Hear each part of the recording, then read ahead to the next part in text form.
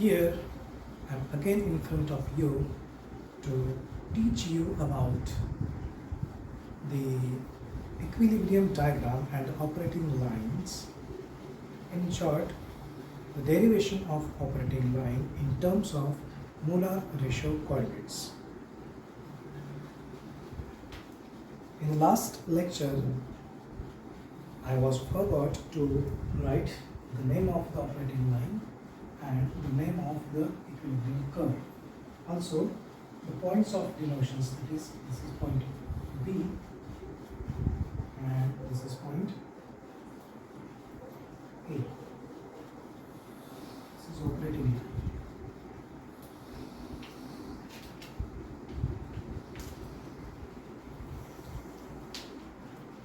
In terms of mole fraction coordinates.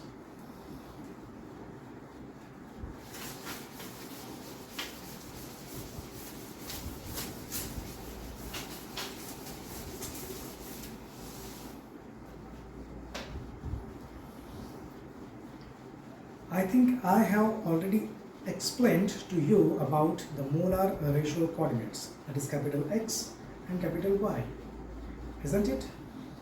Okay, now I will just begin with the denotions LS, GS, GS, GS, LS, LS, and corresponding X, X2, Y2, Y, Y1, X, X1.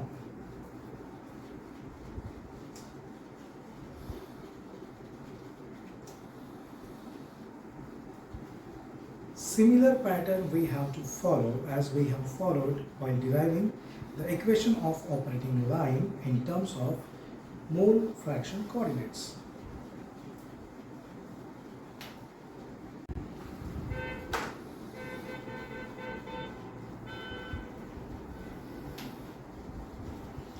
Again, the overall material balance, input is equal to output. Let us try to, no, it's not overall material balance, it's the solute balance. Input of the gas mixture in terms of molar ratio coordinates, that is GS and Y1. You know what is GS?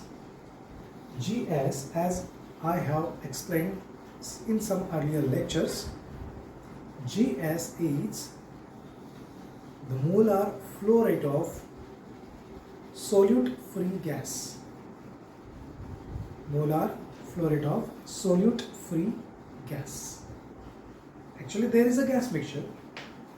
It is a gaseous mixture in which two components exist. One solute and another one is solute free gas. So this GS represents the solute free gas, and this Y1 represents the molar ratio of solute to solute free gas, means the moles of solute gas divided by the moles of solute free gas, that is Y1 is equal to small y1 divided by 1 minus small y1. That is what we have seen in some earlier lectures few days back.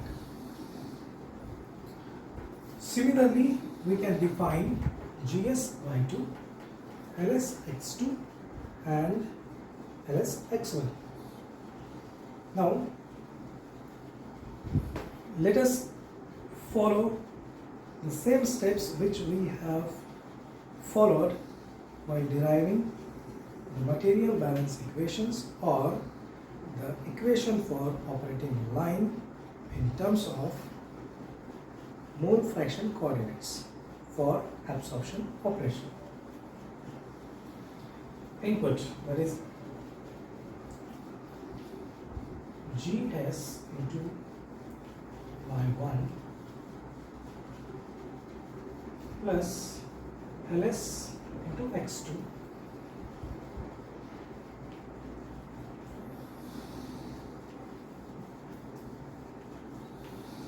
is equal to gas out, that is GS Y2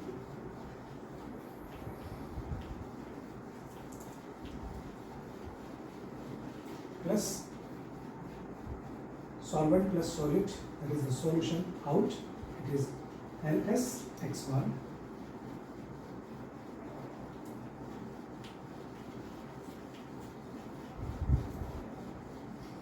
let this be equation number 1. Rearranging this equation,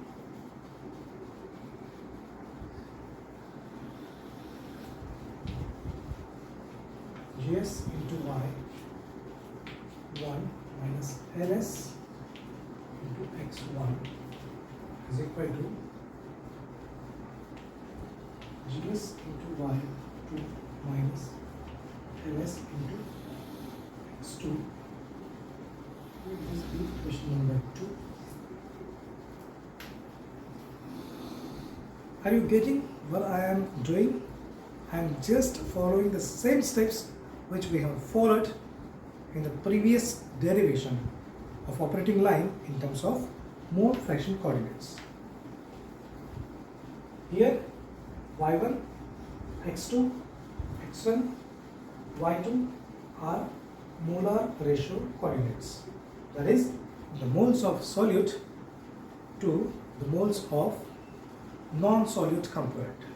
In gas phase it is solid free gas, and in liquid phase it is solvent.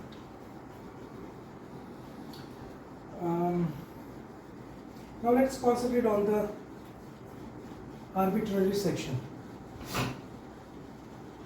Here it is Lx x GSY, and station 1 remains as it is.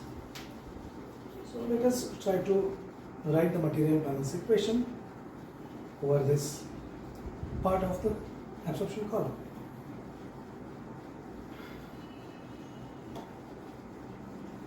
Again, GS into Y1, GS into Y1 coming in, plus LS into X coming in, LS into X coming in is equal to gas going out, that is GS into Y, plus solute plus solvent, that is solution coming out of the column, that is LS into X1, LS into X1.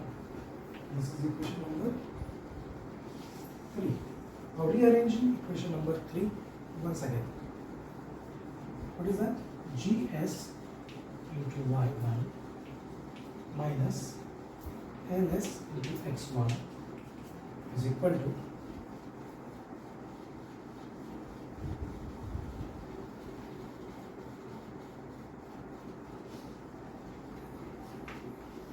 GS into Y minus LS into X.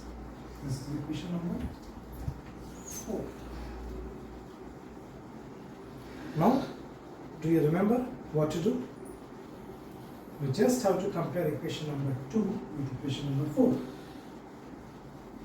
What will we get? We will get LHS are same, that's why RHS are also same, right? So if I want to derive form capital Y, this is capital Y, Moar fraction coordinate, this is capital X. So if I want to derive for this Y, which is the molar ratio coordinate in gas phase, what I will do? I will replace this term with this term, GS into Y2 minus LS into X2. So let us do that. Y is equal to this Y. Let me write this. Okay, leave it. This Y is equal to, or let us write the equation first. Equation number 5. What is that? GS into Y minus LS into x is equal to, we will replace this term with its corresponding right hand side, that is gs y2 minus ls x2. Why? Because if we compare equation 2 and 4, the left hand side means this.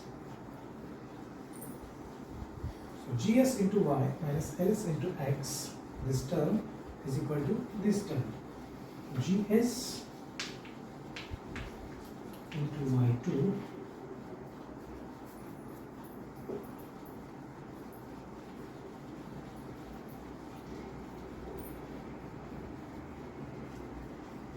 minus ls into x2. This is equation number 5.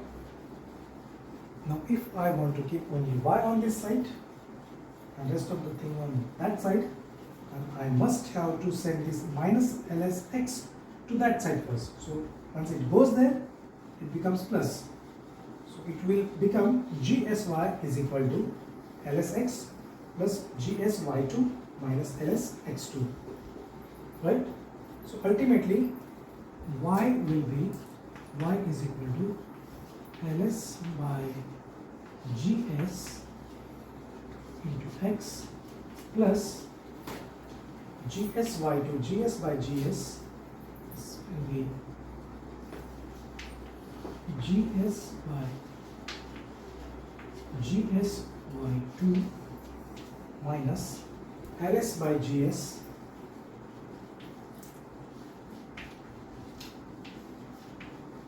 x2. In short, this becomes 1, and we get equation number 6. Now again we can apply the same condition. If the solvent is solute free, that is x2 is equal to 0, this whole term will become 0. So what will we get? We will get y is equal to ls by gsx plus y2. That's it. This is equation of a straight line, which is the equation of an operating line for an absorption section in terms of molar ratio coordinates. What are the molar ratio coordinates? It's x1 and y. Sorry, it is capital X and capital Y. So y is equal to mx plus c. That is y is equal to ls by gsx plus y2. It means that the ratio ls by gs is m, then x plus c. c is equal to y2. x2 is equal to 0. Why?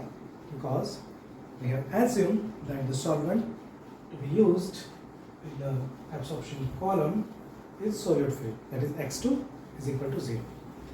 We will stop here for now and we will meet shortly in the next lecture. Thank you.